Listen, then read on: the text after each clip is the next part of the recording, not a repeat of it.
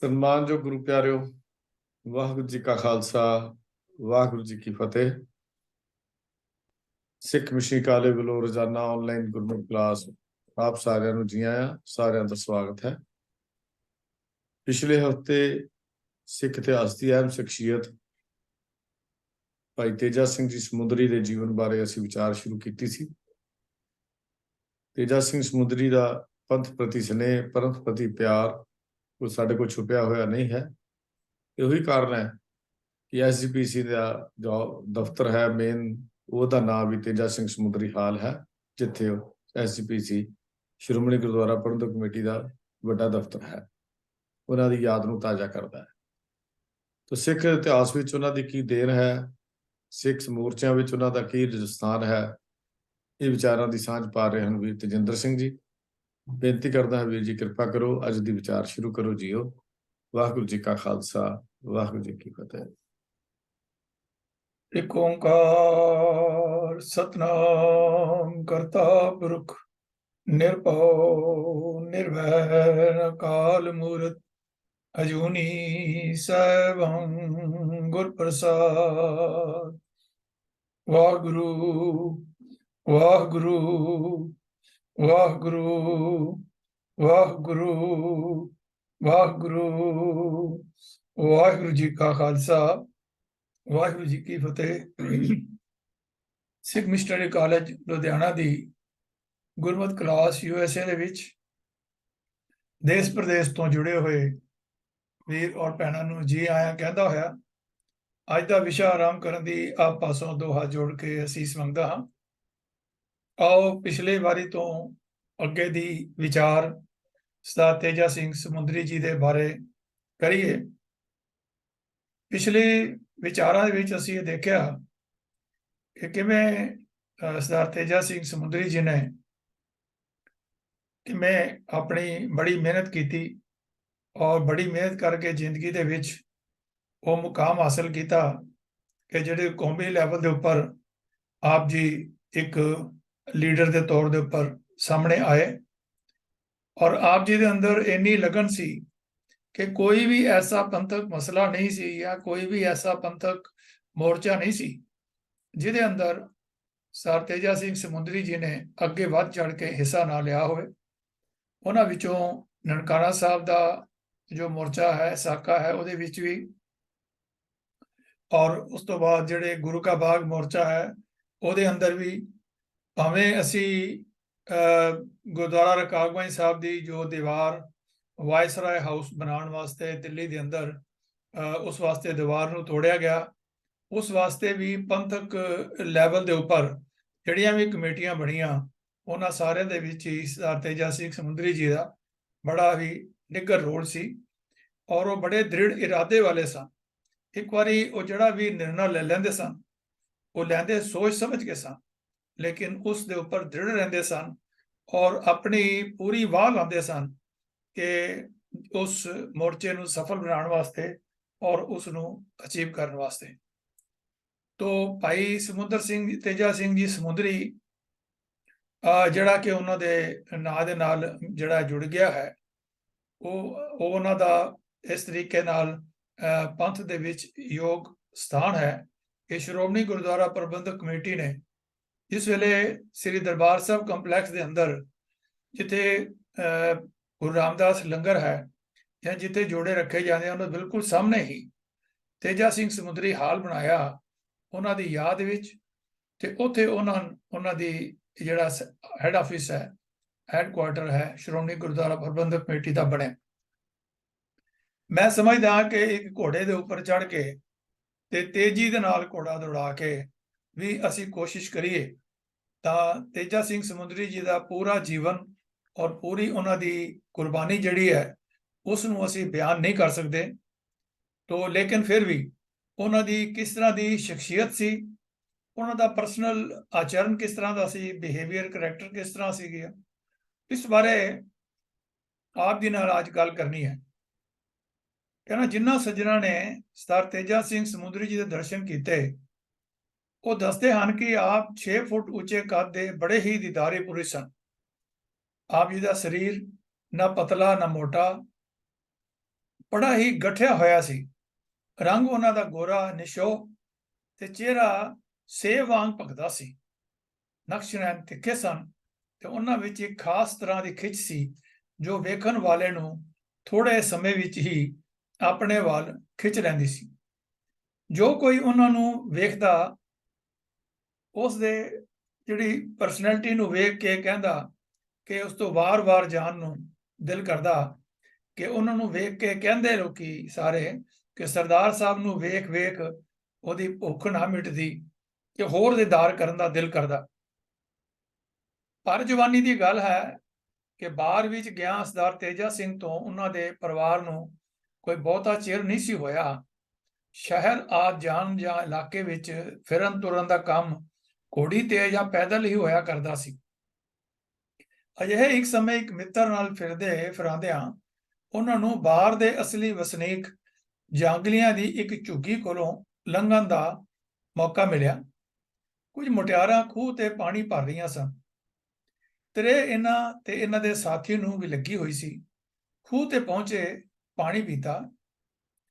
ਨਿਰਛਲ ਹਿਰਦੇ ਵਾਲੀਆਂ ਉਹਨਾਂ ਇਸਤਰੀਆਂ ਨੇ ਸਰਦਾਰ ਤੇਜਾ ਸਿੰਘ ਦੀ ਸੋਹਣੀ ਸੂਰਤ ਤੇ ਸੁੰਦਰ ਚਿਹਰਾ ਵੇਖ ਕੇ ਉੱਥੇ ਹੀ ਉਹਨਾਂ ਵੱਲ ਆਕਰਸ਼ਿਤ ਹੋਈਆਂ। ਜਦੋਂ ਪਾਣੀ ਪੀ ਕੇ ਇਹਨਾਂ ਨੇ ਪਿੱਠ ਮੋੜੀ ਤਾਂ ਉਹਨਾਂ ਸਵਾਣੀਆਂ ਵਿੱਚੋਂ ਇੱਕ ਨੇ ਦੂਜੀ ਨੂੰ ਪ੍ਰਸ਼ੰਸਾ ਦੇ ਲਹਿਜੇ ਵਿੱਚ ਕਿਹਾ, ਕਿੱਡਾ ਸੋਹਣਾ ਸਿਖੜਾ ਹੈ। ਦੂਜੀ ਨੇ ਹੁੰਗਾਰਾ ਭਰਦਿਆਂ ਕਿਹਾ, ਹਾਂ ਆਈ ਦਿਸਿੰਦਾ ਹੈ, ਜਿਵੇਂ ਅੱਲਾ ਨੇ ਕਦਾਈ ਵਿਹਲੇ ਬਹਿ ਕੇ ਘੜਿਆ ਹੈ। ਇੱਕ ਹੋਰ ਕੋਲੋਂ ਬੋਲ ਉੱਠੀ, ਕਾਈ ਕਰਮਾਂ ਵਾਲੀ ਹੀ ਹੰਡੇਸੀ, ਭਾਵ ਕਿ ਕੋਈ ਕਰਮਾਂ ਵਾਲੀ ਹੀ ਇਹਨਾਂ ਦੀ ਸੁਪਤਨੀ ਬਣੇਗੀ। ਵਾਕ ਜੋ ਰਾਹੀਆਂ ਸੁਣ ਲਏ ਸਨ, ਇੱਕ ਇੱਕ ਹੀ ਕਿਹਾ ਗਿਆ ਸੀ, ਪਰ ਭਰਿਆ ਉਹਨਾਂ ਵਿੱਚ ਪੂਰਾ ਸੰਸਾਰ ਸੀ। ਨੌਜਵਾਨ ਸਮੁੰਦਰੀ ਸੱਚਮੁੱਚ ਚੌਣ ਸਿਖੜਾ ਵਿਹਲਾ ਬਹਿ ਕੇ ਘੜਿਆ ਤੇ ਕਿਸੇ ਕਰਮਾਂ ਵਾਲੀ ਦੇ ਸਿਰ ਦਾ ਹੀ ਸਾਈਂ ਸੀ। ਗਠਿਆ ਸਰੀਰ ਤੇ ਸੁਨੱਖੀ ਨਹਾਰ ਨੌਜਵਾਨ ਸਮੁੰਦਰੀ ਨੂੰ ਕੁਝ ਤਾਂ ਵਿਰਸੇ ਵਿੱਚ ਮਿਲੇ ਸਨ ਤੇ ਕੁਝ ਉਸਨੇ ਆਪਣੀ ਕਮਾਈ ਨਾਲ ਪੈਦਾ ਕਰ ਲਏ ਸਨ। ਫੌਜੀ ਰਵਾਇਤਾਂ ਵਾਲੇ ਖਾਨਦਾਨ ਦਾ ਇਹ ਨੌਨਿਹਾਲ ਆਪਣੀ ਜਵਾਨੀ ਦੇ ਸ਼ੁਰੂ ਵਿੱਚ 3 ਸਾਲ ਫੌਜ ਵਿੱਚ ਰਹਿ ਕੇ ਫੌਜੀਆਂ ਦੇ ਡਿਸਪਲਿਨ ਵਿੱਚ ਆਪਣੇ ਸਰੀਰ ਨੂੰ ਸਾਧ ਚੁੱਕਾ ਸੀ। ਸਖਤ ਤੋਂ ਸਖਤ ਜਿਸਮਾਨੀ ਮੁਸ਼ੱਕਤ ਮਿਹਨਤ ਤੋਂ ਘਬਰਾਉਂਦਾ ਨਹੀਂ ਸੀ। ਗੱਤਕਾ ਤੇ ਪੋਲੋ ਖੇਡਣ ਦਾ ਆਪ ਜੀ ਨੂੰ ਬੇਹੱਦ ਸ਼ੌਕ ਸੀ। ਦੋਵੇਂ ਖੇਡਾਂ ਸਰੀਰ ਨੂੰ ਬਣਾਉਣ ਵਾਲੀਆਂ ਤੇ ਮਨੁੱਖ ਵਿੱਚ ਭਰੋਸਾ ਤੇ ਬਾਹੂਬਲ ਪੈਦਾ ਕਰਨ ਵਾਲੀਆਂ ਸਨ। ਪੈਦਲ ਤੁਰਨ ਤੋਂ ਉਹ ਕਦੀ ਅੱਕੇ ਨਹੀਂ ਤੇ ਨਾ ਕਦੀ ਥੱਕੇ ਸਨ। ਲਾਇਲਪੁਰ ਤੋਂ ਸਮੁੰਦਰੀ ਤੇ ਸਮੁੰਦਰੀ ਤੋਂ ਪਿੰਡ ਜਾਂਦਿਆਂ ਜੇ ਉਸਨੇ ਕਦੇ ਤਾਂਗਾ ਨਹੀਂ ਸੀ ਮਿਲਦਾ ਤਾਂ 15-20 ਕੋਹ ਦਾ ਇਹ ਪੈਂਡਾ ਉਹ ਪੈਦਲ ਹੀ ਕਰਕੇ ਰਾਤ ਘਰ ਜਾ ਸੌਂਦੇ ਸਨ। ਆਰਾਮ ਨੂੰ ਉਹ ਆਰਾਮ ਨਹੀਂ ਸੀ ਜਾਣਦਾ ਤੇ ਦੁੱਖ ਨੂੰ ਦੁੱਖ ਨਹੀਂ ਸੀ ਮੰਨਦਾ।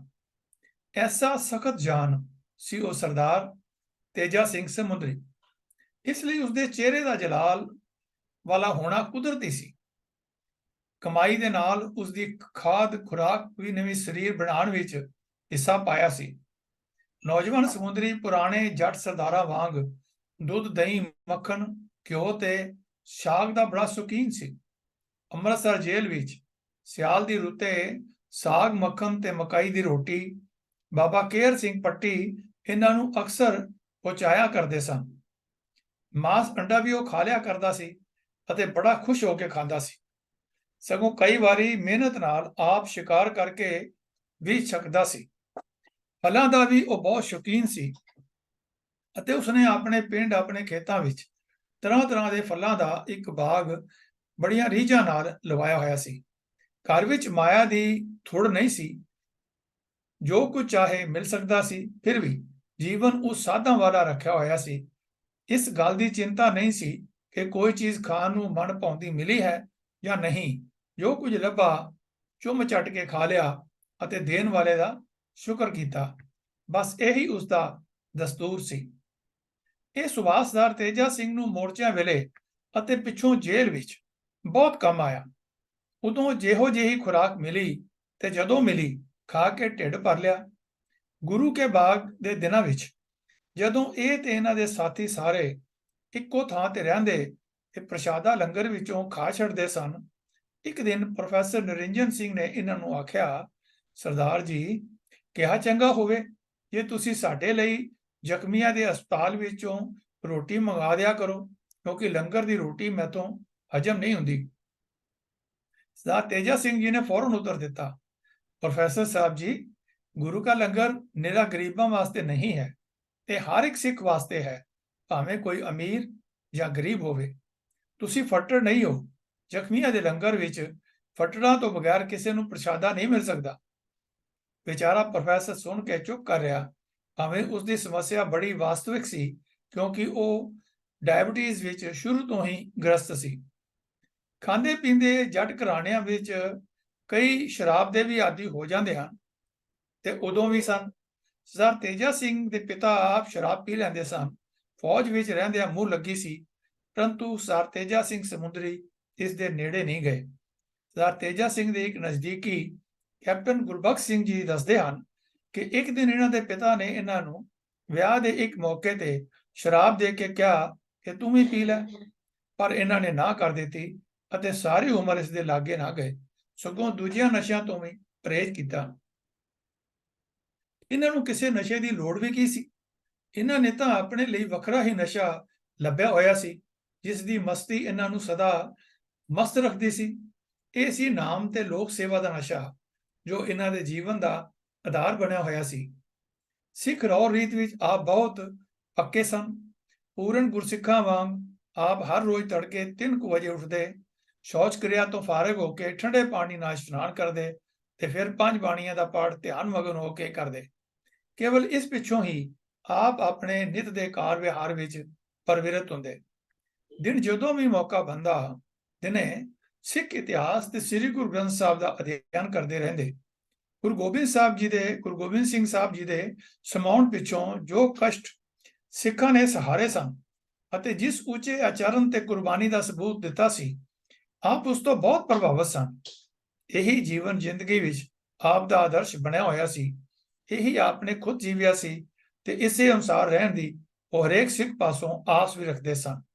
ਗੁਰੂ ਕੇ ਬਾਗ ਦੇ ਮੋਰਚੇ ਸਮੇਂ ਆਪਨੇ ਪੁਰਾਣੇ ਸਮਿਆਂ ਦੇ ਆਪਾ ਤਿਆਗ ਤੇ ਕੁਰਬਾਨੀ ਦੇ ਦ੍ਰਿਸ਼ ਇੱਕ ਵਾਰ ਫਿਰ ਵਰਤਾ ਕੇ ਵਿਖਾ ਦਿੱਤੇ ਸਨ। ਇਹੀ ਆਪ ਦੀ ਪਰਸਨੈਲਿਟੀ ਦਾ ਕਮਾਲ ਸੀ। ਇਹਨਾਂ ਦੀ ਗੁਰਬਾਣੀ ਸੰਬੰਧੀ ਸੂਝ ਬਾਰੇ ਸਰਦਾਰ ਤੇਜਾ ਸਿੰਘ ਅਕਰਪੁਰੀ ਦੱਸਦੇ ਹਨ ਕਿ ਇਹਨਾਂ ਜੇਲ੍ਹ ਵਿੱਚ ਬਾਬਾ ਹਰਕਿਸ਼ਨ ਸਿੰਘ, ਸਾਹਿਬ ਸਿੰਘ ਜੀ ਤੇ ਹੋਰਨਾਂ ਵਿਦਵਾਨਾਂ ਨਾਲ ਮਿਲ ਕੇ ਗੁਰਬਾਣੀ ਵਿਚਾਰ ਦਾ ਸਿਲਸਿਲਾ ਚਲਾਇਆ ਹੋਇਆ ਸੀ। ਸਟੀਕ ਗੁਰੂ ਗ੍ਰੰਥ ਸਾਹਿਬ ਦੀਆਂ ਸੈਂਚੀਆਂ, ਜਿਨ੍ਹਾਂ ਨੂੰ ਅੱਜ ਅਸੀਂ ਸ਼ਬਦਾਰਥ ਦੇ ਨਾਂ ਨਾਲ ਯਾਦ ਕਰਦੇ ਹਾਂ, ਉਹਨਾਂ ਦਿਨਾਂ ਦੀ ਸੋਚ ਦਾ ਹੀ ਸਿੱਟਾ ਸਨ, ਜਿਸ ਨੂੰ ਬਾਅਦ ਵਿੱਚ ਬਾਬਾ ਹਰਕਿਸ਼ਨ ਸਿੰਘ, ਪ੍ਰੋਫੈਸਰ ਤੇਜਾ ਸਿੰਘ ਤੇ ਪ੍ਰੋਫੈਸਰ ਨਾਰਾਇਣ ਸਿੰਘ ਜੀ ਨੇ ਅਮਲੀ ਜਾਮਾ ਪਹਿਨਾਇਆ ਸੀ। ਗੁਰਬਾਣੀ ਤੇ ਸਿੱਖ ਇਤਿਹਾਸ ਤੋਂ ਬਿਨਾਂ ਆਪ ਅਖਬਾਰ, ਟਰੈਕਟ ਤੇ ਆਮ ਵਾਕਫੀਤਾਂ ਦੀਆਂ ਹੋਰ ਵੀ ਕਿਤਾਬਾਂ ਪੜ੍ਹਦੇ ਰਹਿੰਦੇ ਸਨ। ਭਾਰਤ ਦੀਆਂ ਪੁਰਾਤਨ ਬੀਰ ਗਾਥਾਵਾਂ ਤੇ ਹਿੰਦ ਦੇ ਪੁਰਾਣੇ ਇਤਿਹਾਸ ਬਾਰੇ ਵੀ ਆਪ ਨੇ ਬਹੁਤ ਕੁਝ ਪੜ੍ਹਿਆ ਸੀ। ਇਸ ਚੀਜ਼ ਨੇ ਆਪ ਨੂੰ ਹਰੇਕ ਸਮੱਸਿਆ ਦੀ ਤਹਿ ਤੱਕ ਪਹੁੰਚਣ ਦੀ ਆਦਤ ਪਾ ਦਿੱਤੀ ਸੀ। ਜੀਵਨ ਵਿੱਚ ਆਪ ਅੱਖਾਂ ਖੋਲ ਕੇ ਵਿਚਰੇ ਸਨ ਤੇ ਹਰ ਤਰ੍ਹਾਂ ਦੇ ਬੰਦੇ ਨਾਲ ਵਾਹ ਵੀ ਪਿਆ ਸੀ। ਇਸ ਲਈ ਜ਼ਿੰਦਗੀ ਦਾ ਅਮਲੀ ਤਜਰਬਾ ਬਹੁਤ ਸੀ ਆਪ ਨੂੰ। ਇਹੀ ਪਿੱਛੋਂ ਜਾ ਕੇ ਆਪ ਨੂੰ ਜੀਵਨ ਦੀਆਂ ਗੁੰਝਲਾਂ ਸੁਲਝਾਉਣ ਦੇ ਕੰਮ ਆਇਆ ਤੇ ਪੰਥਕ ਕਈ ਮਸਲਿਆਂ ਦਾ ਹੱਲ ਵੀ ਕਰਵਾਇਆ। ਖੇਤੀ ਵਿੱਚ ਆਪ ਦਾ ਸ਼ੌਕ ਨਹੀਂ ਸੀ। ਇਹਨਾਂ ਦੀ ਬੁਰਜ ਰਾਏ ਕਾ ਵਾਲੀ ਖੇਤੀ ਇਹਨਾਂ ਦਾ ਭਾਂਜਾ ਸਰਦਾਰ ਲਾਭ ਸਿੰਘ ਕਰਾਂਦਾ ਸੀ। ਉਹ ਬੜਾ ਮਿਹਨਤੀ, ਇਮਾਨਦਾਰ ਤੇ ਆਪਣੇ ਕੰਮ ਵਿੱਚ ਸਿਆਣਾ ਸੀ। ਚੱਕ 140 ਵਾਲੀ ਖੇਤੀ ਦਾ ਕੰਮ ਇਹਨਾਂ ਦੇ ਵੱਡੇ ਸਪੁੱਤਰ ਸਰਦਾਰ ਸਾਹਿਬ ਸਿੰਘ ਨੇ ਸੰਭਾਲਿਆ ਹੋਇਆ ਸੀ। ਜ਼ਮੀਨ ਆਪ ਦੀ ਚੋਖੀ ਸੀ, 6 ਮੁਰੱਬੇ ਸਨ। ਇਸ ਲਈ ਪੈਸਿਆਂ ਦੀ ਕੋਈ ਤੋਟ ਨਹੀਂ ਸੀ ਆਈ। ਨਾ ਇਹਨਾਂ ਨੂੰ ਖੇਤੀਬਾੜੀ ਦੇ ਝੰਝਟ ਵਿੱਚ ਫਸਣ ਦੀ ਲੋੜ ਹੀ ਮਹਿਸੂਸ ਹੋਈ। ਵੇਲਾ ਇਹ ਧਰਮ, ਕੌਮ ਤੇ ਲੋਕ ਭਲਾਈ ਦੇ ਕਾਰਜਾਂ ਵਿੱਚ ਲਗਾਉਂਦੇ ਸਨ। ਇਹਨਾਂ ਵਿੱਚੋਂ ਪ੍ਰਮੁੱਖ ਵਿਦਿਆ ਤੇ ਨੀਵੀਆਂ ਜਾਤਾਂ ਦਾ ਉਧਾਰ ਸੀ। ਜਿਹੜੇ ਵਿਦਿਅਕ ਆਸ਼ਰਮ ਇਹਨਾਂ ਖੋਲੇ ਤੇ ਚਲਾਏ ਸਨ, ਉਹਨਾਂ ਦਾ ਉਲੇਖ ਆਪ ਜੀ ਪਿਛਲੇ ਲੈਕਚਰ ਵਿੱਚ ਸੁਣ ਚੁੱਕੇ ਹੋ। ਰਾਜਸੀ ਸੂਝ ਦੇਣ ਵਿੱਚ ਇਹਨਾਂ ਦਾ ਗੁਰੂ ਸਰਦਾਰ ਹਰਚੰਦ ਸਿੰਘ ਲਾਇਲਪੁਰੀ ਸੀ। ਇਹ ਪਿੱਛੋਂ ਪਿੰਡ ਸੁਰ ਸਿੰਘ, ਜ਼ਿਲ੍ਹਾ ਲਾਹੌਰ ਦਾ ਸੀ ਜੋ ਗਦਰੀਆਂ ਦਾ ਭਾਰੀ ਅੱਡਾ ਸੀ। ਲਾਇਲਪੁਰ ਵਿੱਚ ਸਰਦਾਰ ਹਰਚੰਦ ਸਿੰਘ ਦੀ ਕੋਠੀ ਸ਼ਹਿਰੋਂ ਬਾਹਰ ਕੋਈ ਅੱਧ ਕੁ ਮੀਲ ਤੇ ਵਿਸਤ੍ਰਿਤ ਸੀ। ਇਹ ਉਸ ਵੇਲੇ ਦੇ ਇਨਕਲਾਬੀਆਂ ਦਾ ਗੁਪਤ ਅੱਡਾ ਬਣੀ ਹੋਈ ਸੀ। ਅਜੀਤ ਸਿੰਘ ਤੇ ਹੋਰ ਕ੍ਰਾਂਤੀਕਾਰੀ ਸਰਦਾਰ ਹਰਚੰਦ ਸਿੰਘ ਕੋਲ ਆਉਂਦੇ ਤੇ ਠਹਿਰਦੇ ਸਨ। ਇੱਕ ਸੂਚਨਾ ਅਨੁਸਾਰ ਸਰਦਾਰ ਜਗਤ ਸਿੰਘ ਨਾਲ ਸਰਦਾਰ ਕਰਤਾਰ ਸਿੰਘ ਸਰਾਭਾ ਵੀ ਇਹਨਾਂ ਕੋਲ ਇੱਕ ਵਾਰੀ ਆ ਕੇ ਠਹਿਰਿਆ ਸੀ ਤੇ ਇੱਥੇ ਹੀ ਉਸ ਦੀ ਮੁਲਾਕਾਤ ਸਰਦਾਰ ਤੇਜਾ ਸਿੰਘ ਸਮੁੰਦਰੀ ਜੀ ਨਾਲ ਹੋਈ ਸੀ। ਮਸ ਫੁੱਟਣ ਵੇਲੇ ਇਸ ਨੌਜਵਾਨ ਇਨਕਲਾਬੀ ਨੂੰ ਦੇਖ ਕੇ ਸਰਦਾਰ ਤੇਜਾ ਸਿੰਘ ਬਹੁਤ ਪ੍ਰਭਾਵਿਤ ਹੋਇਆ ਸੀ। ਸਰਦਾਰ ਹਰਚੰਦ ਸਿੰਘ ਦੀਆਂ ਇਨਕਲਾਬੀ ਸਰਗਰਮੀਆਂ ਤੋਂ ਸਰਕਾਰ ਅਵੇਸਰੀ ਨਹੀਂ ਸੀ। ਉਹਨਾਂ CID ਦਾ ਇੱਕ ਸਿਪਾਹੀ ਇਹਨਾਂ ਦੀਆਂ ਸਰਗਰਮਾਂ ਦੀ ਦੇਖ ਰੇਖ ਲਈ ਪੱਕਾ ਹੀ ਇਹਨਾਂ ਦੇ ਮਗਰ ਲਾਇਆ ਹੋਇਆ ਸੀ। ਇਹਨਾਂ ਦੀ ਕੋਠੀ ਚੂੰਕਿ ਸ਼ਹਿਰ ਤੋਂ ਬਾਹਰ ਉਜਾੜ ਵਿੱਚ ਸੀ ਅਤੇ ਇਸ ਦੇ ਨੇੜੇ ਤੇੜੇ ਹੋਰ ਕੋਈ ਮਕਾਨ ਨਹੀਂ ਸੀ, ਇਸ ਲਈ CID ਦੇ ਇਸ ਆਦਮੀ ਨੂੰ ਸੌਣ ਲਈ ਘਰ ਜਾਣਾ ਪੈਂਦਾ ਸੀ। ਗਦਰੀ ਬਾਬੇ ਸਰਦਾਰ ਹਰਚੰਦ ਸਿੰਘ ਦੀ ਕੋਠੀ ਉਦੋਂ ਹੁੰਦੇ ਜਦੋਂ ਉਹ ਚਲਾ ਗਿਆ ਹੁੰਦਾ ਤੇ ਸਵੇਰੇ ਉਸਦੇ ਆਉਣ ਤੋਂ ਪਹਿਲਾਂ ਹੀ ਉਹ ਉੱਥੋਂ ਨਿਕਲ ਜਾਂਦੇ। ਇੰਜ ਇਹ ਅੱਡਾ ਪੂਰੀ ਸਰਗਰਮੀ ਨਾਲ ਆਪਣਾ ਕੰਮ ਕਰੀ ਜਾ ਰਿਹਾ ਸੀ। ਆਪਣੇ ਇਲਾਕੇ ਵਿੱਚ ਸਰਦਾਰ ਤੇਜਾ ਸਿੰਘ ਸਮੁੰਦਰੀ ਆਪਣੀਆਂ ਲੋਕ ਸੁਧਾਰਕ ਸਰਗਰਮੀਆਂ ਤੇ ਵਿਦਿਅਕ ਸੇਵਾਵਾਂ ਕਾਰਨ ਸ਼ੁਰੂ ਤੋਂ ਹੀ ਬਹੁਤ ਪ੍ਰਸਿੱਧ ਹੋ ਗਏ ਸਨ, ਪਰ ਬਾਹਰਲੇ ਲੋਕਾਂ ਦੀ ਨਜ਼ਰ ਵਿੱਚ ਇਹ ਗੁਰਦੁਆਰਾ ਰਕਾਬਗੰਜ ਦੀ ਲਹਿਰ ਦੇ ਚੱਲਣ ਪਿੱਛੋਂ ਆਉਣ ਲੱਗੇ। ਗੁਰਦੁਆਰਾ ਨਨਕਾਣਾ ਸਾਹਿਬ ਦੇ ਸਾਕੇ ਪਿੱਛੋਂ ਇਸ ਗੁਰਦੁਆਰੇ ਦੀ ਕੀਤੀ ਸੇਵਾ ਨੇ ਇਹਨਾਂ ਦੇ ਗੁਣ ਨੂੰ ਹੋਰ ਉਜਾਗਰ ਕੀਤਾ, ਪਰ ਅਸਲ ਪ੍ਰਸਿੱਧੀ ਇਹਨਾਂ ਨੂੰ ਗੁਰੂ ਕੇ ਬਾਗ ਦੇ ਮੋਰਚੇ ਸਮੇਂ ਮਿਲੀ। ਇਹ ਇੱਕ ਐਸਾ ਮੋਰਚਾ ਸੀ ਅਤੇ ਇਹਨਾਂ ਇਸ ਨੂੰ ਅਜਿਹੀ ਸਿਆਣਪ ਤੇ ਸੂਝਣਾ ਚਲਾਇਆ ਸੀ ਕਿ ਦੋਸਤ ਤੇ ਦੁਸ਼ਮਣ, ਸਰਕਾਰ ਤੇ ਅਕਾਲੀ ਸਾਰੇ ਹੀ ਆਪ ਦੀ ਸਿਆਣਪ ਦਾ ਸਿੱਕਾ ਮੰਨਣ ਲੱਗ ਪਏ ਸਨ। ਉਸ ਸਮੇਂ ਦਾ ਇੱਕ ਪ੍ਰਸਿੱਧ ਲੇਖਕ ਪ੍ਰੋਫੈਸਰ ਰੁਚੀ ਰਾਮ ਸਾਹਨੀ, ਜਿਸ ਨੂੰ ਇਸ ਮੋਰਚੇ ਦੀ ਅੰਦਰੂਨੀ ਤੇ ਬੈਰੂਨੀ ਦੋਹਾਂ ਤਰ੍ਹਾਂ ਦੀ ਕਾਰਵਾਈ ਬਹੁਤ ਨੇੜੇ ਹੋ ਕੇ ਵੇਖਣ ਦਾ ਮੌਕਾ ਮਿਲਿਆ ਸੀ, ਉਸਨੇ ਆਪਣੀ ਪੁਸਤਕ struggle for reform in Sikh shrine ਵਿੱਚ ਇਸ ਤਰ੍ਹਾਂ ਲਿਖਿਆ ਹੈ, ਮੈਂ ਕੋਟ ਕਰ ਰਿਹਾ, ਮੈਂ ਬੜੀ ਇਮਾਨਦਾਰੀ ਨਾਲ ਕਹਿ ਸਕਦਾ ਹਾਂ ਕਿ ਮੈਂ ਪਾਠਕਾਂ ਨੂੰ ਜੰਗੀ ਕੌਂਸਲ ਦੇ ਪ੍ਰਧਾਨ ਸਰਦਾਰ ਤੇਜਾ ਸਿੰਘ ਸਮੁੰਦਰੀ ਦੀ ਅਦਭੁਤ ਸ਼ਖਸੀਅਤ ਬਾਰੇ ਠੀਕ ਜਾਣਕਾਰੀ ਦੇਣੋਂ ਅਸਮਰਥ ਹਾਂ। ਮੈਂ ਨਹੀਂ ਦੱਸ ਸਕਦਾ ਕਿ ਮੁਸੀਬਤ ਦੇ ਉਸ ਹੜ੍ਹ ਵਿੱਚ ਜਦੋਂ ਸਭ ਪਾਸਿਓਂ ਮੰਗਾਂ ਹੀ ਮੰਗਾਂ ਆ ਰਹੀਆਂ ਹੁੰਦੀਆਂ ਸਨ ਤੇ ਜਦੋਂ ਅੰਮ੍ਰਿਤਸਰ ਤੇ ਸ਼ਿਮਲੇ ਦੀਆਂ ਸਰਕਾਰਾਂ ਵੱਲੋਂ ਕੀਤੇ ਜ਼ੁਲਮ ਦੀਆਂ ਭੈੜੀਆਂ ਕੰਸੋਆਂ ਪਲ-ਪਲ ਪਹੁੰਚ ਰਹੀਆਂ ਹੁੰਦੀਆਂ ਸਨ, ਉਹ ਕਿਸ ਤਰ੍ਹਾਂ ਅਡੋਲ ਤੇ ਸ਼ਾਂਤ ਰਹਿੰਦਾ ਸੀ ਅਤੇ ਉਹਨਾਂ ਘਟਨਾਵਾਂ ਨੂੰ ਸਧਾਰਨ ਘਟਨਾਵਾਂ ਵਾਂਗ ਕਿਸ ਤਰ੍ਹਾਂ ਹੱਸ ਖੇਡ ਕੇ ਟਪਾ ਲੈਂਦਾ ਸੀ, ਜਿਹੜੀਆਂ ਕਿਸੇ ਵੀ ਦੂਜੇ ਲੀਡਰ ਦਾ ਦਮ ਖੁਸ਼ਕ ਕਰਕੇ ਰੱਖ ਸਕਦੀਆਂ ਹਨ। ਉਹ ਅਵਗੜ ਵਿੱਚੋਂ ਲੰਘਣਾ ਜਾਣਦਾ ਸੀ। ਇਹ ਅਤੇ ਹੋਰ ਗੱਲਾਂ ਜੋ ਉੱਥੇ ਝਟੇ ਵਾਪਰਦੀਆਂ ਸਨ, ਉਸ ਦੇ ਥੱਲੇ ਕੰਮ ਕਰਨ ਵਾਲੇ ਨੇ ਨੂੰ ਆਪਣੀ ਨੇਤਾ ਲਈ ਪ੍ਰਸ਼ੰਸਾ ਨਾਲ ਭਰ ਦਿੰਦੀਆਂ ਸਨ।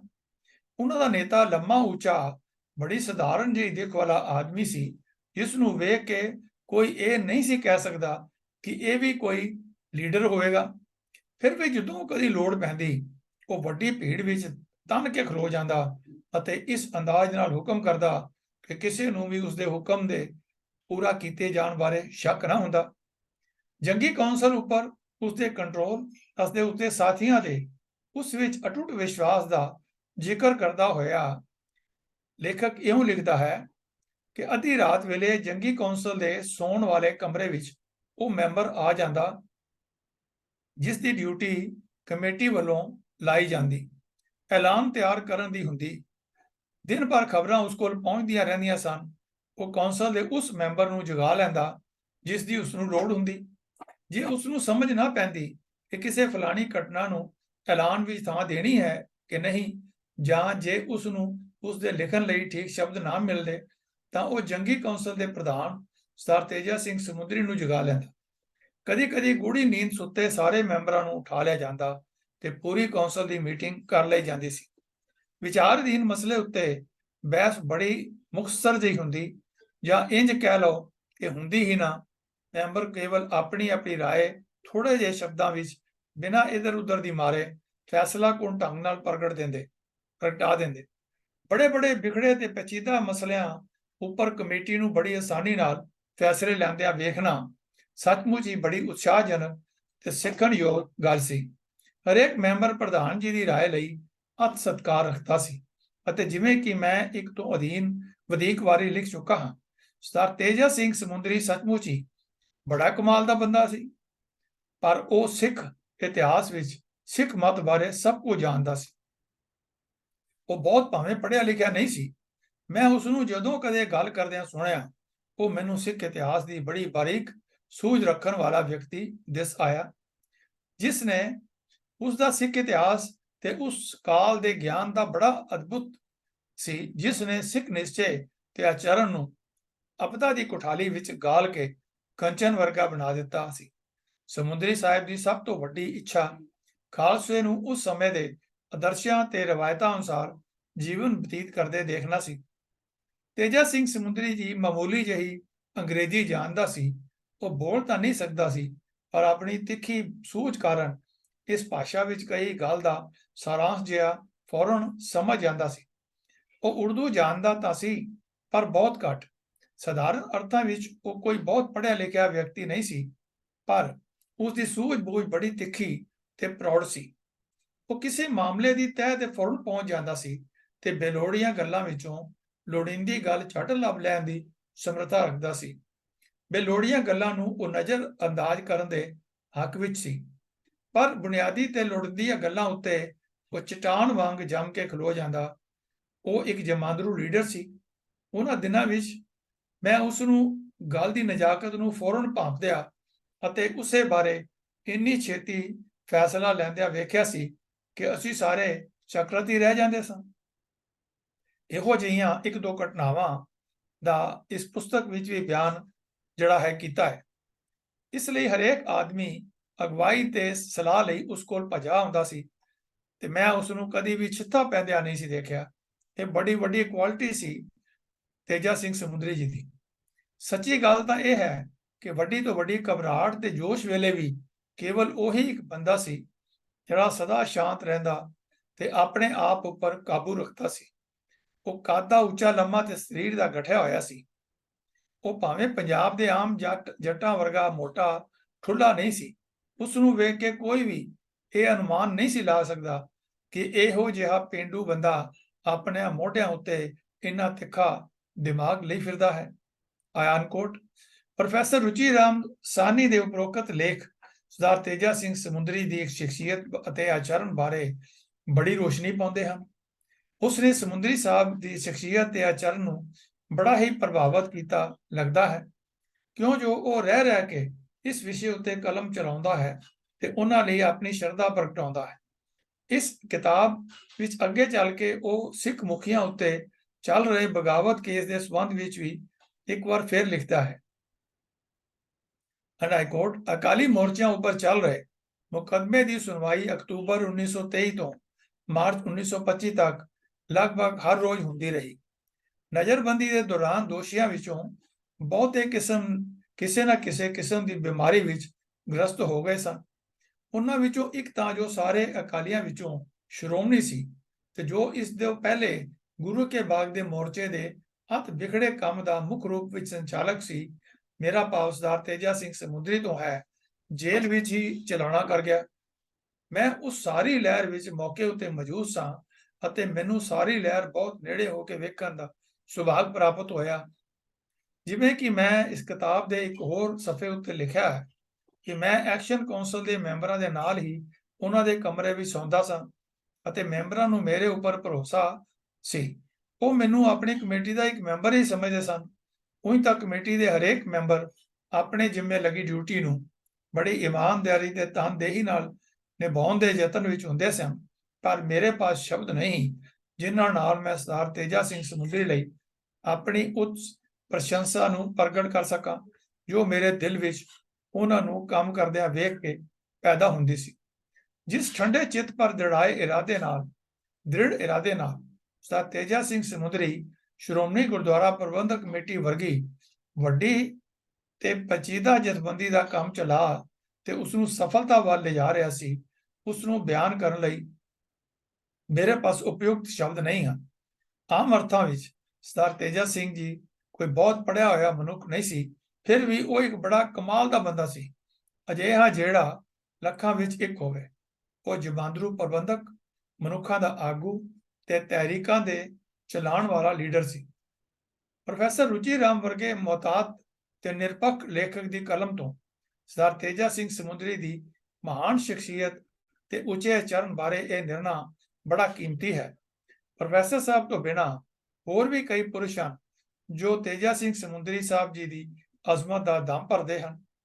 ਉਹਨਾਂ ਵਿੱਚੋਂ ਇੱਕ ਪ੍ਰੋਫੈਸਰ ਤੇਜਾ ਸਿੰਘ, ਜੋ ਚੰਗੀ ਸੂਝ-ਬੂਝ ਵਾਲਾ ਤੇ ਉਹਨਾਂ ਦਾ ਅਤ ਨਿਕਟਵਰਤੀ ਸੀ, ਉਹਨਾਂ ਬਾਰੇ ਲਿਖਦਾ ਹੈ ਪ੍ਰੋਫੈਸਰ ਤੇਜਾ ਸਿੰਘ, और मैं कोट कर रहा, उन्होंने तेजा सिंह समुंदरी का नाम केवल इस करके उगा नहीं कहा वो गुरुद्वारा सुधार के मोहरियां विचों सन, सगों इसलिए कि उन्हों की शख्सियत अदुੱਤੀ सी। इस धार्मिक लहर ने सिखां लई बहुत कुछ पैदा किया, पर पिछले 5-6 वरियां विच जो पंथक हालना का सब तो चंगा सिट्टा निकलिया वो चंद चुणवीआं शख्सियतां हैं जिन्हां दे सदके पंथ इन्ना ऊंचा होके अपने पुराने कारनामे सुरजीत कर सकिया। सारे पासे नज़र दौड़ा के बड़े ठंडे दिल नाल मैं कह सकदा हाँ कि गुरुद्वारा सुधार ने जो सब तो उच्ची मुची ते हर तरह नाल अमोलक हस्ती पैदा कीती है वो सरदार तेजा सिंह जी समुंदरी ही हैं। भावें कि उन्हां दे शख्सी गुण लो ते भावें उन्हां नूं एक औखे समय दा आगू करके परखो, उन्हां दे बराबर का कोई लीडर नहीं मिलेगा। इसका यह भाव नहीं कि वह अभुल सन जां उन्हां दी राय सदा ठीक हुंदी सी, परंतु प्रेम, सच ते प्यार, गुरबाणी उत्ते शरधा, गंभीरता, दृढ़ता, सियानत ते सुभाਅ दी सरलता ते मिठास विच उन्हां जिहा कोई होर लीडर नहीं सी।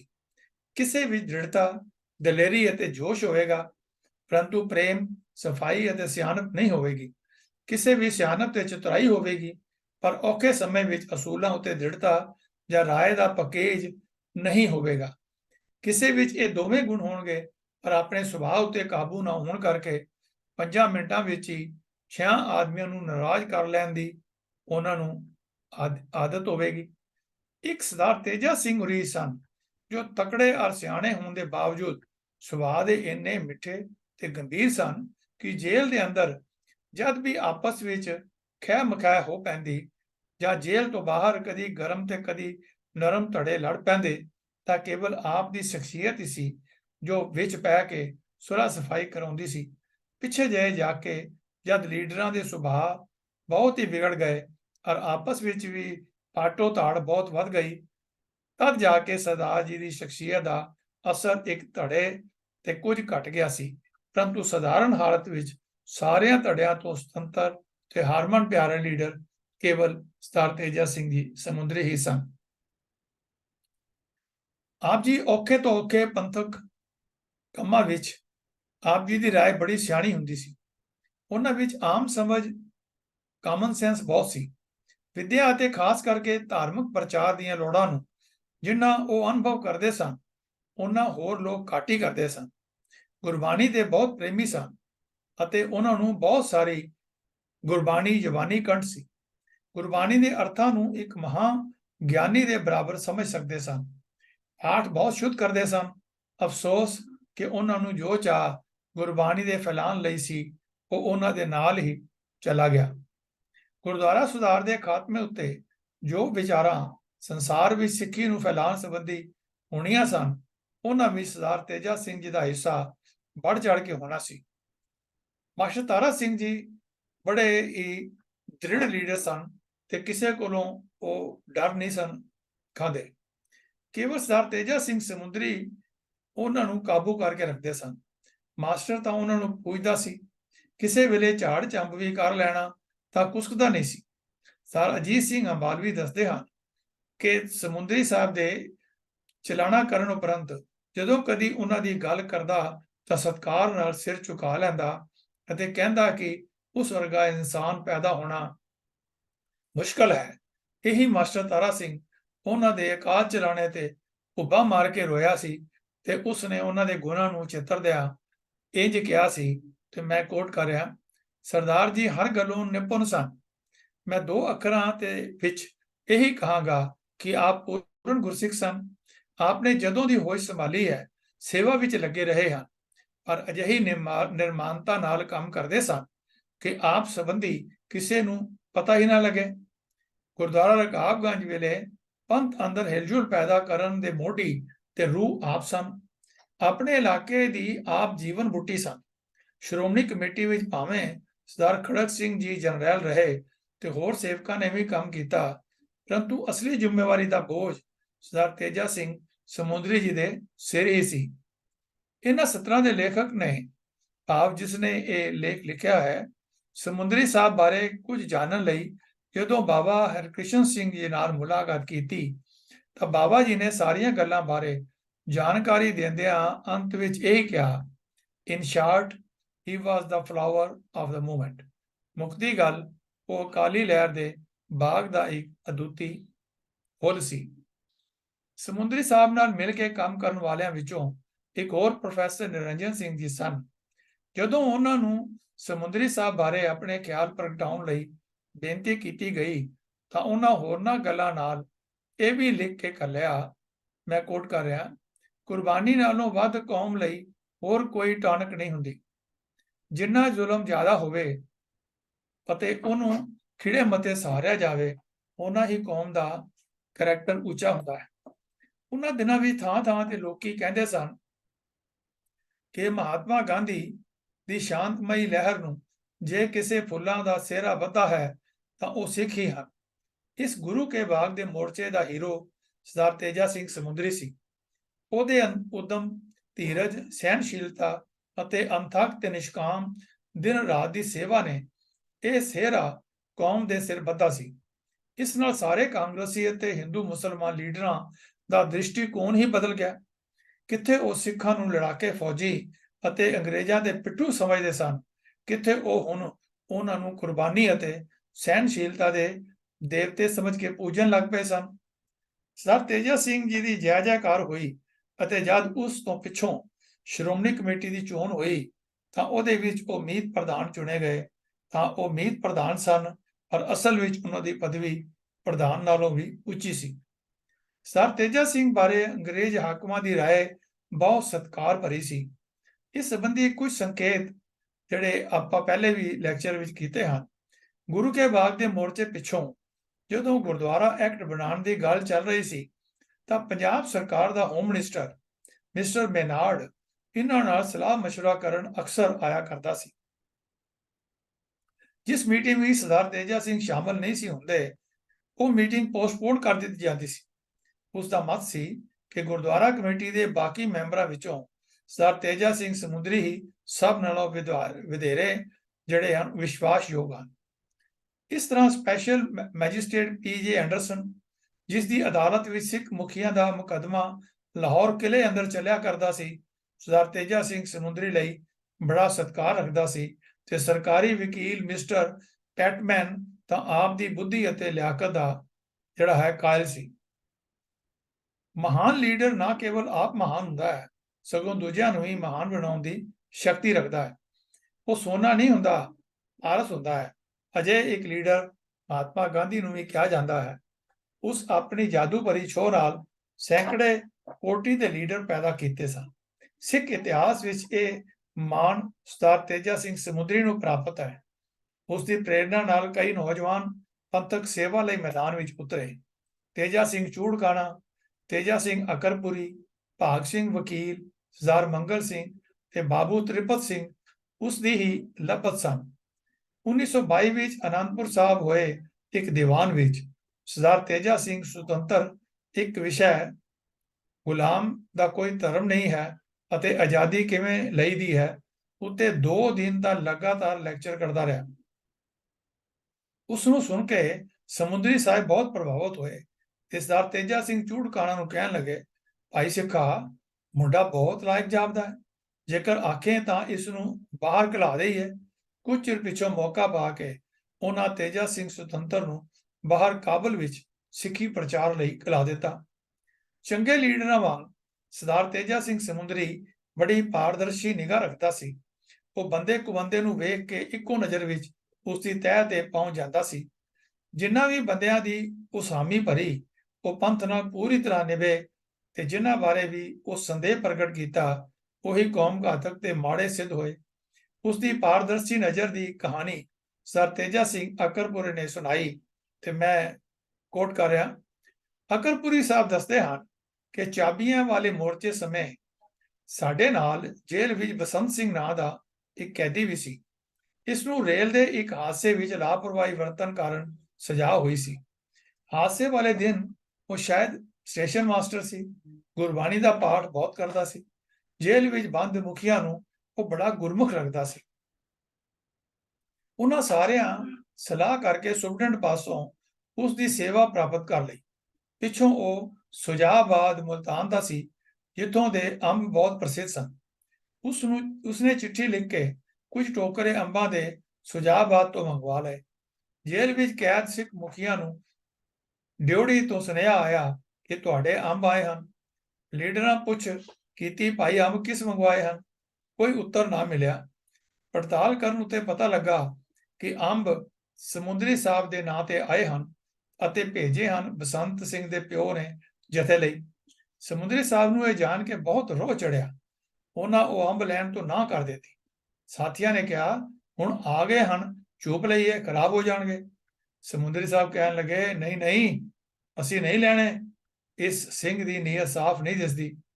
ਬਹੁਤ ਹੀ ਕਹਿਣ ਤੇ ਸਮੁੰਦਰੀ ਸਾਹਿਬ ਨੇ ਅੰਬ ਚੂਪਣ ਦੀ ਆਗਿਆ ਤਾਂ ਦੇ ਦਿੱਤੀ, ਪਰ ਨਾਲ ਹੀ ਬਸੰਤ ਸਿੰਘ ਨੂੰ ਤਾੜਨਾ ਕਰ ਦਿੱਤੀ ਕਿ ਅੱਗੋਂ ਤੋਂ ਕੋਈ ਚੀਜ਼ ਨਹੀਂ ਮੰਗਵਾਉਣੀ। ਕੁਝ ਚਿਰ ਪਿੱਛੋਂ ਜਦੋਂ ਜੇਲ੍ਹ ਵਿੱਚੋਂ ਰਿਹਾ ਹੋ ਗਏ ਤਾਂ ਉਹ ਵੀ ਰਿਹਾ ਹੋ ਕੇ ਬਾਹਰ ਆ ਗਿਆ।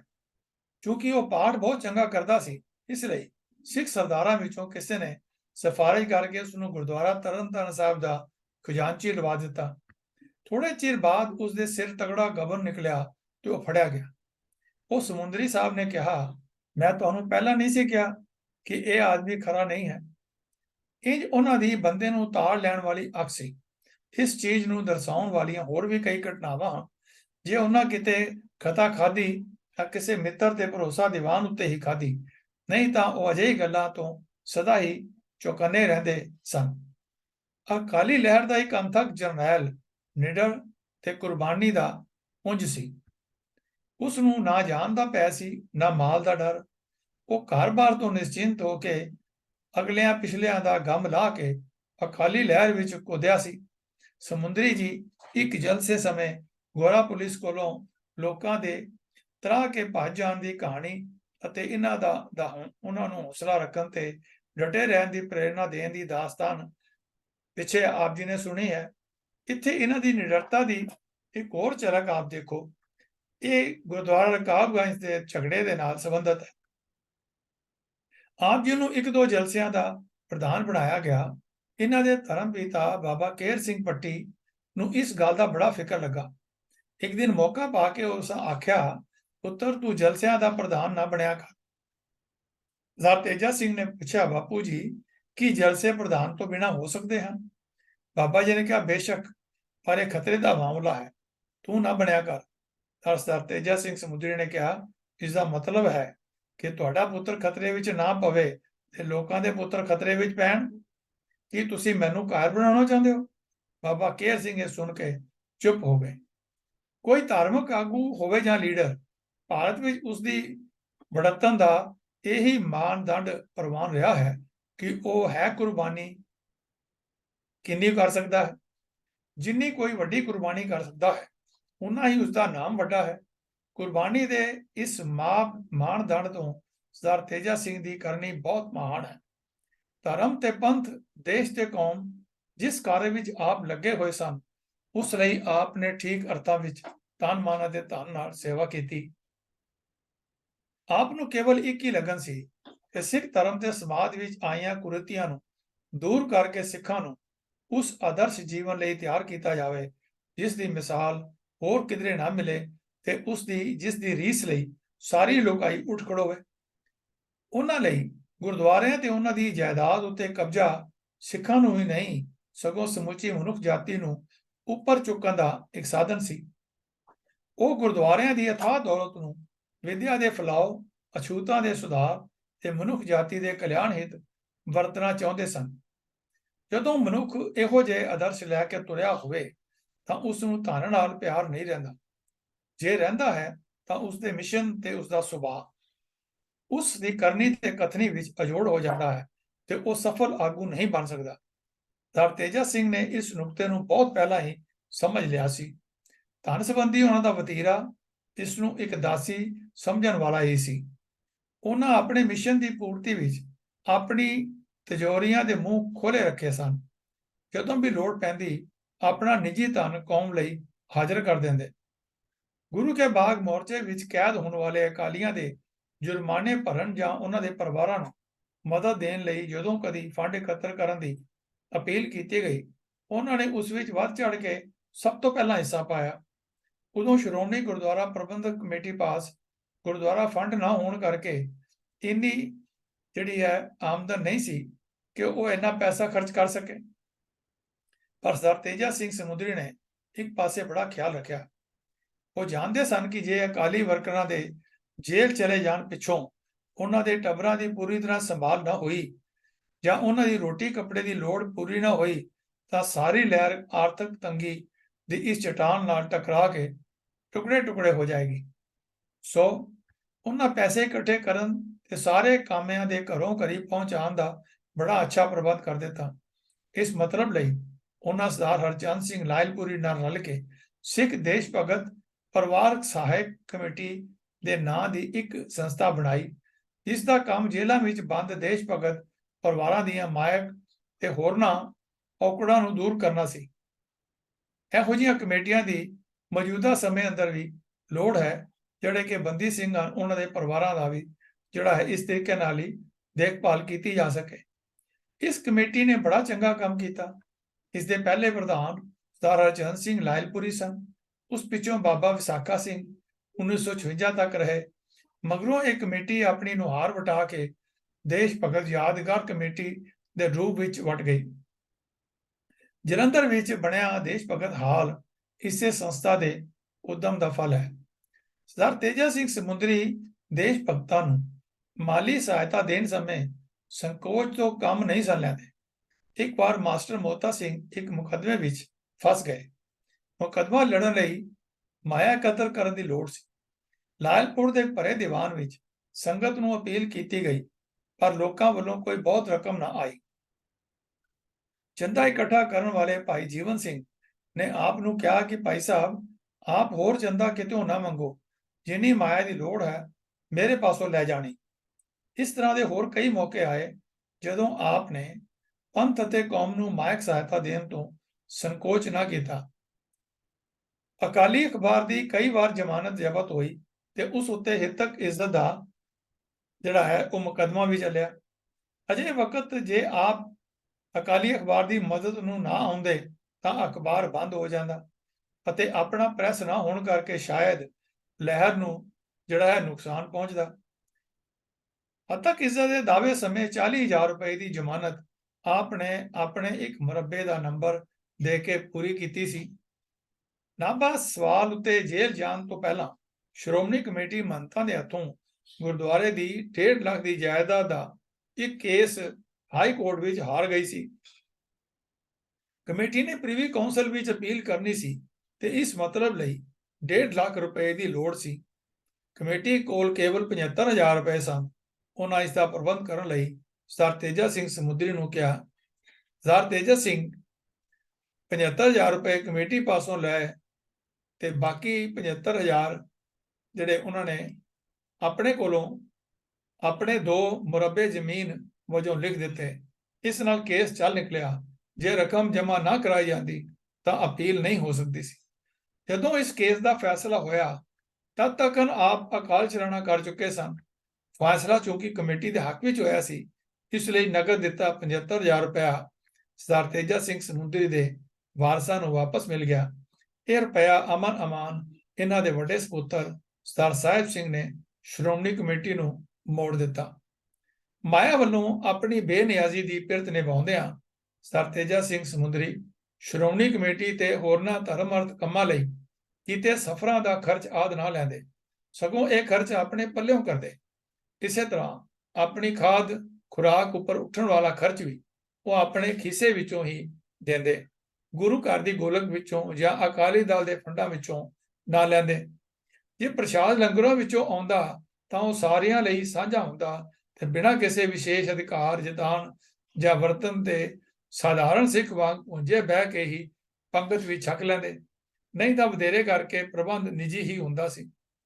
ਵਿਦਿਅਕ ਆਸ਼ਰਮਾਂ ਨੂੰ ਕੀਤੀ ਉਹਨਾਂ ਦੀ ਸਹਾਇਤਾ ਉਹਨਾਂ ਦੇ ਦਾਨੀ ਸੁਭਾਅ ਨੂੰ ਹੋਰ ਵੀ ਉਜਾਗਰ ਕਰਦੀ ਹੈ।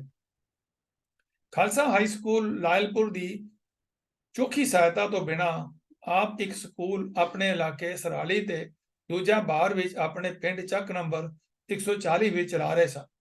ਪਿੰਡ ਵਾਲੇ ਸਕੂਲ ਦਾ ਸਾਰਾ ਖਰਚ ਬਹੁਤ ਵਾਰੀ ਆਪ ਹੀ ਦਿੰਦੇ ਸਨ। ਚੰਗੇ ਲੀਡਰ ਦੀ ਨਿਸ਼ਾਨੀ ਇਸ ਗੱਲ ਵਿੱਚ ਹੈ ਕਿ ਉਹ ਵੈਰੀ ਦੀ ਹਰੇਕ ਚਾਲ ਨੂੰ ਸਮਝ ਕੇ ਉਸ ਦੀ ਪਹਿਲਾਂ ਹੀ ਜਿਹੜੀ ਹੈ ਉਹ ਚੈੱਕ ਕਰੇ ਉਹਨੂੰ। ਇਸ ਪੱਖ ਤੋਂ ਇਹਨਾਂ ਦੀ ਨੀਤੀ ਦੀ ਜਿੰਨੀ ਤਾਰੀਫ ਕੀਤੀ ਜਾਏ ਥੋੜੀ ਹੈ। ਗੁਰੂ ਕੇ ਬਾਗ ਦੇ ਮੋਰਚੇ ਸਮੇਂ ਸ਼ਾਂਤ ਰਹਿ ਕੇ ਜੋ ਮਾਰ ਅਕਾਲੀਆਂ ਖਾਧੀ, ਉਸ ਦੀ ਮਿਸਾਲ ਦੁਨੀਆ ਭਰ ਦੇ ਇਤਿਹਾਸ ਵਿੱਚ ਨਹੀਂ ਮਿਲਦੀ। ਸਰਕਾਰ ਨੇ ਆਪਣੇ ਜ਼ੁਲਮ ਉੱਤੇ ਪਰਦਾ ਪਾਉਣ ਲਈ ਲਹਿਰ ਨੂੰ ਹਿੰਸਕ ਪ੍ਰਗਟਾਉਣ ਦਾ ਯਤਨ ਕੀਤਾ। ਸਰ ਤੇਜਾ ਸਿੰਘ ਸਮੁੰਦਰੀ ਨੇ ਇਸ ਗੱਲ ਤੇ ਖੰਡਨ ਲਈ ਤੁਰੰਤ ਕਾਰਵਾਈ ਕੀਤੀ ਅਤੇ ਸੰਸਾਰਕ ਪੱਧਰ ਉੱਤੇ ਲੋਕ ਰਾਏ ਪੈਦਾ ਕਰਨ ਦੀ ਨੀਤੀ ਅਪਣਾਈ। ਇਹਨਾਂ ਤੇ ਪੰਡਤ ਮਦਨ ਮੋਹਨ ਮਾਲਵੀਆ ਦੇ ਯਤਨਾਂ ਸਦਕਾ, ਜਿਵੇਂ ਕਿ ਪਹਿਲਾਂ ਵੀ ਗੱਲ ਕੀਤੀ ਗਈ ਹੈ, ਹਿੰਦੁਸਤਾਨ ਭਰ ਦੇ ਚੋਟੀ ਦੇ ਲੀਡਰਾਂ ਗੁਰੂ ਕੇ ਬਾਗ ਦੇ ਮੋਰਚੇ ਸਮੇਂ ਪੰਜਾਬ ਵਿੱਚ ਆਏ ਅਤੇ ਉਹਨਾਂ ਨੇ ਆਪਣੇ ਬਿਆਨਾਂ ਨਾਲ ਸਰਕਾਰ ਦੇ ਝੂਠ ਦਾ ਮੂੰਹ ਕਾਲਾ ਕੀਤਾ। ਇਸ ਲੋਕ ਰਾਏ ਨੂੰ ਪੈਦਾ ਕਰਨ ਲਈ ਸਰ ਤੇਜਾ ਸਿੰਘ ਸਮੁੰਦਰੀ ਜੀ ਨੇ ਨਾ ਸਿਰਫ ਅਕਾਲੀ ਅਖਬਾਰ ਦੀ ਕਾਇਮੀ ਵਿੱਚ ਹਿੱਸਾ ਪਾਇਆ, ਸਗੋਂ ਅੰਗਰੇਜ਼ੀ ਦਾ ਅਖਬਾਰ ਹਿੰਦੁਸਤਾਨ ਟਾਈਮਸ ਆਦਿ ਖੋਲ੍ਹਣ ਦਾ ਵੀ ਉਪਰਾਲਾ ਕੀਤਾ। ਸਿੱਖ ਸੰਗਤਾਂ ਨੂੰ ਬੀਤ ਰਹੇ ਸਾਰੇ ਹਾਲਾਤ ਤੋਂ ਜਾਣੂ ਕਰਾਉਣ ਲਈ ਕਮੇਟੀ ਵੱਲੋਂ ਬਕਾਇਦਾ ਐਲਾਨ ਜਾਰੀ ਕੀਤੇ ਜਾਂਦੇ, ਜਿਨ੍ਹਾਂ ਨੂੰ ਕੱਢਣ ਦੀ ਫੁਰਤੀ ਦੀ ਸਰਾਹਨਾ ਮਹਾਤਮਾ ਗਾਂਧੀ ਜੀ ਨੇ ਵੀ ਕੀਤੀ ਸੀ।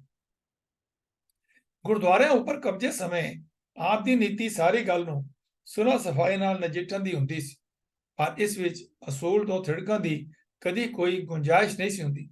ਗੁਰਦੁਆਰਾ ਖਟੂਟ ਸਾਹਿਬ ਉੱਤੇ ਕਬਜ਼ਾ ਲੈਣ ਵੇਲੇ ਡਰ ਸੀ ਕਿ ਨਨਕਾਣਾ ਸਾਹਿਬ ਵਰਗਾ ਖੂਨ ਖਰਾਬਾ ਨਾ ਹੋ ਜਾਏ। ਉਸ ਵਕਤ ਕਬਜ਼ਾ ਲੈਣ ਵਾਲੇ ਸਿੰਘਾਂ ਦੇ ਨਾਲ ਆਪ ਵੀ ਗਏ ਸਨ। ਆਪ ਨੇ ਇਸ ਸਮੱਸਿਆ ਨੂੰ ਸ਼ਾਂਤਮਈ ਢੰਗ ਨਾਲ ਸੁਲਝਾਉਣ ਦੀ ਬਿਧ ਬਣਾਈ। ਸਾਰਿਆਂ ਨੂੰ ਹਰ ਲਿਹਾਜ਼ ਨਾਲ ਅਤ ਜ਼ਬਤ ਵਿੱਚ ਰਹਿਣ ਦੀ ਹਦਾਇਤ ਕੀਤੀ। ਸਾਰੇ ਵਾਤਾਵਰਣ ਨੂੰ ਠੰਡਾ ਰੱਖਣ ਲਈ ਆਪ ਨੇ ਗੁਰਦੁਆਰਾ ਸਾਹਿਬ ਦੇ ਬਾਹਰ ਦੀਵਾਨ ਲਾਇਆ ਤੇ ਉਸ ਵਿੱਚ ਪੁਜਾਰੀਆਂ ਨੂੰ ਬੜੇ ਸਪਸ਼ਟ ਪਰ ਮਿੱਠੇ ਸ਼ਬਦਾਂ ਵਿੱਚ ਕਿਹਾ ਕਿ ਅਸੀਂ ਤੁਹਾਨੂੰ ਗੁਰਦੁਆਰਿਆਂ ਤੋਂ ਬੇਦਖਲ ਕਰਨਾ ਨਹੀਂ ਚਾਹੁੰਦੇ। ਅਸੀਂ ਕੇਵਲ ਇਹ ਚਾਹੁੰਦੇ ਹਾਂ ਕਿ ਗੁਰਦੁਆਰੇ ਦਾ ਪ੍ਰਬੰਧ ਕਿਸੇ ਇੱਕ ਆਦਮੀ ਜਾਂ ਇੱਕ ਟੱਬਰ ਦੇ ਹੱਥ ਵਿੱਚ ਨਾ ਹੋਵੇ, ਇਹ ਸਗੋਂ ਸਾਰੇ ਪੰਥ ਦੇ ਹੱਥ ਵਿੱਚ ਹੋਵੇ। ਜੇ ਤੁਸੀਂ ਸਾਡੇ ਨਾਲ ਰਲ ਕੇ ਚੱਲੋਗੇ ਤਾਂ ਤੁਸੀਂ ਵੀ ਸੁਖੀ ਅਤੇ ਅਸੀਂ ਵੀ ਸੁਖੀ। ਜੇ ਨਹੀਂ ਸੁਣੋਗੇ ਤਾਂ ਅਸੀਂ ਤਾਂ ਮਰਨ ਮੰਡਣ ਲਈ ਆਏ ਹੀ ਹਾਂ, ਤੁਹਾਡਾ ਵੀ ਕੁਝ ਨਹੀਂ ਸੌਰਨਾ। ਸੋ ਤੁਸੀਂ ਸਾਡੀ ਗੱਲ ਮੰਨੋ ਤੇ ਬਹਿ ਕੇ ਫੈਸਲਾ ਕਰੋ। ਇਸ ਨਾਲ ਜੱਗ ਵਿੱਚ ਤੁਹਾਡੀ ਸ਼ੋਭਾ ਹੋਏਗੀ ਤੇ ਸਾਡੀ ਵੀ।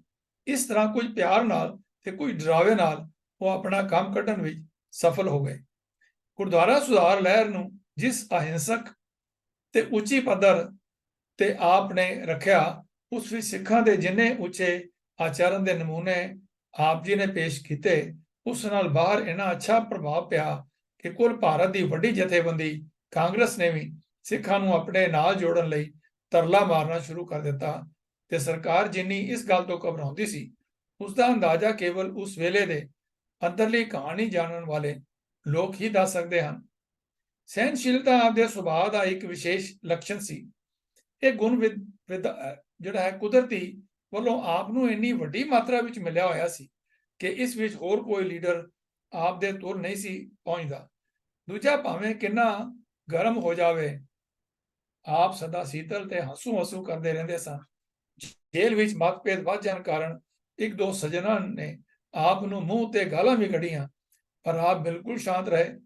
ਦੁਨੀਆ ਵਿੱਚ ਕੋਈ ਅਜਿਹਾ ਆਦਮੀ ਨਹੀਂ ਜਿਸ ਨੇ ਕਦੇ ਕਿਸੇ ਨੂੰ ਨਾਰਾਜ਼ ਨਾ ਕੀਤਾ ਹੋਵੇ, ਪਰ ਆਪ ਨੇ ਕਿਸੇ ਨੂੰ ਯਥਾ ਸ਼ਕਤ ਨਾਰਾਜ਼ ਹੋਣ ਦਾ ਮੌਕਾ ਹੀ ਨਾ ਦਿੱਤਾ। ਹਾਂ, ਆਪਣੇ ਆਪ ਕੋਈ ਭਾਵੇਂ ਨਾਰਾਜ਼ ਹੋਵੇ। ਸਹਿਨਸ਼ੀਲਤਾ ਦੇ ਨਾਲ ਦਿਆਨਾਦਾਰੀ ਤੇ ਵੀ ਆਪ ਪਹੁੰਚ ਸਨ। ਗੁਰਧਾਮਾਂ ਦੇ ਪੈਸੇ ਨੂੰ ਆਪ ਕਿਸੇ ਅਯੋਗ ਥਾਂ ਵਰਤਣ ਦੀ ਆਗਿਆ ਨਹੀਂ ਸਨ ਦਿੰਦੇ। ਲੋਕਾਂ ਨੂੰ ਇਹਨਾਂ ਉੱਤੇ ਭਰੋਸਾ ਸੀ। ਇੱਕ ਵਾਰ ਮਹਾਰਾਜਾ ਪਟਿਆਲਾ ਦੀ ਇੱਕ ਅਜਿਹੀ ਚਿੱਠੀ ਲੀਡਰਾਂ ਦੇ ਹੱਥ ਲੱਗ ਗਈ ਜੋ ਮਹਾਰਾਜੇ ਨੂੰ ਬਹੁਤ ਨੁਕਸਾਨ ਪਹੁੰਚਾ ਸਕਦੀ ਸੀ। ਮਹਾਰਾਜਾ ਇਸ ਨੂੰ ਪ੍ਰਾਪਤ ਕਰਨ ਲਈ ਲੱਖਾਂ ਰੁਪਏ ਖਰਚਣ ਨੂੰ ਤਿਆਰ ਸੀ।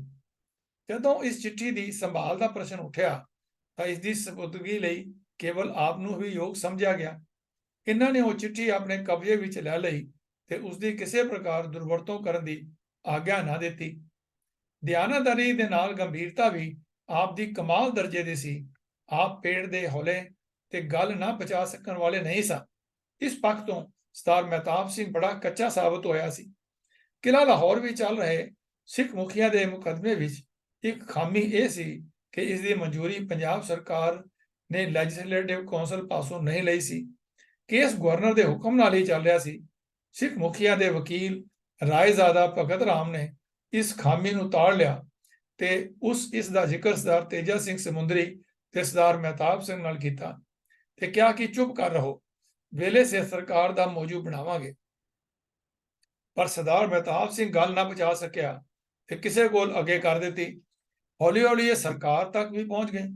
ਉਸਨੇ ਮੁਕੱਦਮੇ ਦੀ ਮਨਜ਼ੂਰੀ ਕੌਂਸਲ ਪਾਸੋਂ ਲੈ ਕੇ ਰਾਏਜ਼ਾਦਾ ਭਗਤ ਰਾਮ ਦੀ ਸਰਕਾਰ ਦਾ ਮੌਜੂ ਬਣਾਉਣ ਵਾਲੀ ਸਕੀਮ ਨੂੰ ਫੇਲ ਕਰ ਦਿੱਤਾ ਤੇ ਇਸ ਨਾਲ ਟਹਿੰਦਾ ਕੇਸ ਖਾਮਖਾ ਖੜਾ ਹੋ ਗਿਆ। ਪੰਥਕ ਕੰਮਾਂ ਵਿੱਚ ਪੈਰ ਧਰਨ ਤੋਂ ਪਹਿਲਾਂ ਸਰਦਾਰ ਮਹਿਤਾਬ ਸਿੰਘ ਸਰਕਾਰੀ ਵਕੀਲ ਰਹੇ ਸਨ ਤੇ ਉਹਨਾਂ ਨੇ ਕਈ ਗਦਰੀਆਂ ਨੂੰ ਫਾਂਸੀ ਲਵਾਇਆ ਸੀ। ਇਸ ਕਾਰਨ ਝਬਾਲੀਏ ਸਰਦਾਰ ਸਰਮੁਖ ਸਿੰਘ ਤੇ ਅਮਰ ਸਿੰਘ ਉਸ ਨੂੰ ਚੰਗਾ ਨਹੀਂ ਸਨ ਸਮਝਦੇ। ਪਰ ਸਰਦਾਰ ਤੇਜਾ ਸਿੰਘ ਸਮੁੰਦਰੀ ਉਸ ਨੂੰ ਆਪਣੇ ਸੁਲਹ ਕੁਲ ਤੇ ਠੰਡੇ ਸੁਭਾਅ ਕਾਰਨ ਇੱਕ ਨਾਲ ਲਾਈ ਰੱਖਦੇ ਸਨ, ਸਗੋਂ ਸਾਰਾ ਮਾਣ ਉਸ ਨੂੰ ਦਿੰਦੇ ਸਨ। ਇੱਕ ਦਿਨ ਜੇਲ੍ਹ ਵਿੱਚ ਸਰਦਾਰ ਮਹਿਤਾਬ ਸਿੰਘ ਨੇ ਸਰਦਾਰ ਅਮਰ ਸਿੰਘ ਝਬਾਲੀਏ ਨੂੰ ਕਿਹਾ, ਅਮਰ ਸਿੰਘਾ, ਹੁਣ ਵੀ ਤੈਨੂੰ ਮੇਰੇ ਉੱਪਰ ਸ਼ੱਕ ਹੈ? ਹੁਣ ਤਾਂ ਮੈਂ ਤੁਹਾਡੇ ਨਾਲ ਜੇਲ੍ਹ ਵਿੱਚ ਹਾਂ। ਇਸ ਉੱਤੇ ਸਰਦਾਰ ਅਮਰ ਸਿੰਘ ਕਹਿਣ ਲੱਗਾ, ਸਰਦਾਰ ਜੀ, ਜੇਕਰ ਸੱਚੀ ਗੱਲ ਪੁੱਛਾਂ ਤਾਂ ਮੈਨੂੰ ਤੇ ਤੁਹਾਨੂੰ ਦੋਹਾਂ ਨੂੰ ਹੋ ਜਾਏ ਫਾਂਸੀ। ਜਿੰਨਾ ਚਿਰ ਮੈਂ ਤੇਰਾ ਸਰੀਰ ਫਾਂਸੀ ਤੋਂ ਲੱਥਾ ਠੰਡਾ ਹੋਇਆ ਨਾ ਵੇਖ ਲਵਾਂ, ਮੈਨੂੰ ਸ਼ੱਕ ਰਹਿਣਾ ਹੈ ਕਿ ਤੂੰ ਦੂਜਿਆਂ ਨੂੰ ਫਾਂਸੀ ਲਵਾ ਕੇ ਆਪ ਬਚ ਜਾਏਗਾ। ਸਰਦਾਰ ਤੇਜਾ ਸਿੰਘ ਚੂੜਖਾਨਾ ਦੇ ਕਥਨ ਅਨੁਸਾਰ ਜੇਕਰ ਸਰਦਾਰ ਮਹਿਤਾਬ ਸਿੰਘ ਗਵਰਨਮੈਂਟ ਨੂੰ ਸੁਰਾਗ ਨਾ ਦਿੰਦਾ ਤਾਂ ਮੁਕੱਦਮੇ ਵਿੱਚ ਹੈ ਹੀ ਕੁਝ ਨਹੀਂ ਸੀ, ਸਰਕਾਰ ਨੇ ਆਪੇ ਛੱਡ ਦੇਣਾ ਸੀ। ਉਸਨੇ ਹੀ ਸਰਕਾਰ ਨੂੰ ਸ਼ਰਤਾਂ ਵਾਲੀ ਸਲਾਹ ਦਿੱਤੀ ਸੀ। ਪਤਾ ਨਹੀਂ ਸਰਦਾਰ ਤੇਜਾ ਸਿੰਘ ਚੂੜਖਾਨਾ ਦੀ ਦਿੱਤੀ ਉੱਪਰਲੀ ਸੂਚਨਾ ਕਿੰਨੀ ਕੁ ਠੀਕ ਹੈ, ਪਰੰਤੂ ਇਸ ਵਿੱਚ ਕੋਈ ਸੰਦੇਹ ਨਹੀਂ ਕਿ ਪੰਥ ਦਾ ਅੱਧ ਵਿਚਕਾਰ ਪਹੁੰਚਿਆ ਬੇੜਾ ਇਹਨਾਂ ਦੀ ਕਮਜ਼ੋਰ ਦਿਲੀ ਨਹੀਂ ਡੋਬਿਆ ਸੀ। ਸਰਦਾਰ ਤੇਜਾ ਸਿੰਘ ਜੋ ਬਚਨ ਕਿਸੇ ਨੂੰ ਦੇ ਦਿੰਦੇ ਸਨ, ਉਹ ਸਿਰ ਧੜ ਨਾਲ ਨਿਭਾਉਂਦੇ ਸਨ। ਬਾਬਾ ਕੇਰ ਸਿੰਘ ਪੱਟੀ ਤੇ ਮਾਤਾ ਰਾਧਾ ਨਾਲ ਕੀਤੇ ਬਚਨਾਂ ਨੂੰ ਉਹਨਾਂ ਮਰਦੇ ਦਮ ਤੱਕ ਅੰਗ ਪਾਲਿਆ। ਉਹਨਾਂ ਦੇ ਆਚਰਨ ਦੀ ਸ਼ਕਤੀ ਹੀ ਸੀ ਇਸ ਵਿੱਚ ਕਿ ਉਹਨਾਂ ਦੇ ਕਹੇ ਉੱਤੇ ਭਰੋਸਾ ਕੀਤਾ ਜਾ ਸਕਦਾ ਸੀ। ਇਸੇ ਗੱਲ ਦਾ ਇਤਰਾਫ ਹੋਮ ਸਕੱਤਰ ਮੈਨਾਰਡ ਨੇ ਇਹ ਕਹਿ ਕੇ ਕੀਤਾ ਸੀ ਕਿ ਸਾਰੇ ਲੀਡਰਾਂ ਵਿੱਚੋਂ ਕੇਵਲ ਸਰਦਾਰ ਤੇਜਾ ਸਿੰਘ ਸਮੁੰਦਰੀ ਉੱਪਰ ਹੀ ਭਰੋਸਾ ਕੀਤਾ ਜਾ ਸਕਦਾ ਹੈ, ਬਾਕੀਆਂ ਦੀ ਜ਼ਿੰਮੇਵਾਰੀ ਲੈਣ ਵਾਲੇ ਸਿਰਫ ਉਹੀ ਹਨ।